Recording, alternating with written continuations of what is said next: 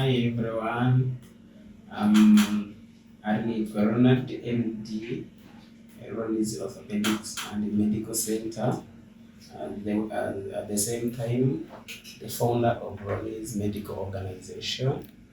I would love to share a story about Eddie. He's a young boy, 8 years. We received him. He was brought here by his parents after falling from a tree. He had gone to look for jackfruit. Eventually, he miscalculated and fell down.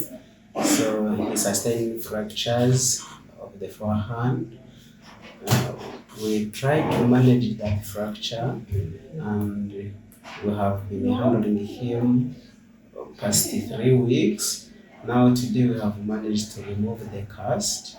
In the video is showing how I removed the manually because we don't have electric cast cutter. That's why I used the surgical blade, and it was a successful procedure as you seen in the video.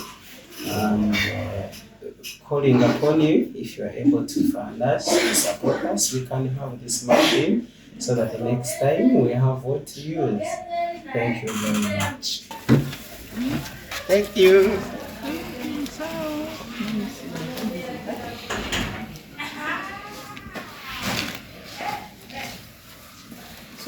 Okay, you come.